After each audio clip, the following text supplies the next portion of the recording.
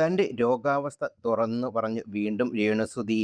കാഴ്ചക്കാരുടെ ഹൃദയം നറങ്ങുന്ന വീഡിയോ ആണ് രേണു പങ്കുവച്ചിരിക്കുന്നത്. തനിക്ക് തീരെ വയ്യെന്നും തലനേരെ നിൽക്കുന്നില്ലെന്നും രേണു പറയുന്നു. മുടി വെട്ടാനുണ്ടായ കാരണവും രേണു പങ്കുവെക്കുന്നുണ്ട്. കിടക്കയിൽ കിടന്നുകൊണ്ടാണ് രേണു സംസാരിക്കുന്നത്. ഗുണം ചെയ്തിട്ടില്ലെങ്കിലും ഇനിയെങ്കിലും എന്നെ ദ്രോഹിക്കാതിരിക്കുക.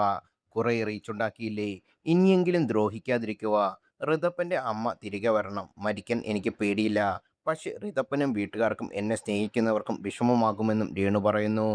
പാട്ട് പാടിയാണ് രേണു വീഡിയോയിൽ അവസാനിപ്പിക്കുന്നത്. ആ വാക്കുകൾ ഇങ്ങനെ: എനിക്ക് തീരെ വയ്യ, എഴുന്നേറ്റ് നിൽക്കാൻ പറ്റുന്നില്ല, തല നേരെ നിൽക്കുന്നില്ല, എങ്കിലും പോലും ഞാൻ മുടിവെട്ടി.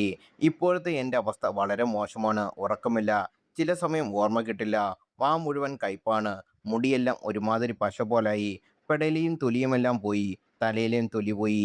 അതിനാലാണ് മുടി കുറച്ചത്. വീണ്ടും കുറ്റപ്പെടുത്തുന്നവർ കുറ്റപ്പെടുത്തിക്കൊണ്ടിരിക്കും. രാവിലെ ആശുപത്രിയിൽ പോകണം. രക്തത്തിന്റെ കൗണ്ടിൽ ചെറിയ ഏറ്റക്കുറച്ചിലുണ്ട്. എല്ലാവരും പ്രാർത്ഥിക്കണം. ഒരുപാട് പേർ പ്രാർത്ഥനയോടെ പ്രാർത്ഥന എനിക്കൊപ്പമുണ്ട്. അത് ഈ ദിവസങ്ങളിൽ മനസ്സിലായിട്ടുണ്ട്. എവിടെ നിന്നാണെന്നറിയില്ല. ഒരുപാട് പേർ വിളിക്കുന്നു. എന്നെ കാണാൻ വന്നവരോട് പരിഭവമില്ല. കാണാൻ വന്നവരോട് നന്ദി മാത്രം. എല്ലാവരും പറയും രേണുസുതി ഭയങ്കര മനക്കരുത്തുള്ള പെൺകുട്ടിയാണെന്ന്. ശരിയാണ്.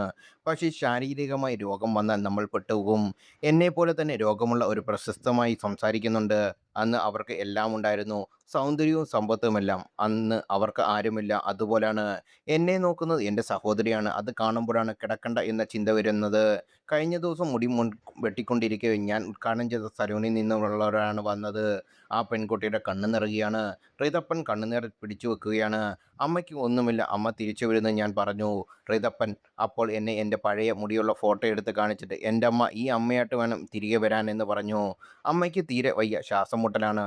എങ്കിലും ഉറങ്ങാതെ രാത്രി മുഴുവൻ എന്നെ നോക്കിയിരിക്കും. മെഡിക്കൽ കോളേജിലെ ഡോക്ടർമാർക്കും നഴ്സുമാർക്കും നന്ദി. ഇപ്പോൾ അവരാണ് എൻ്റെ ദൈവം.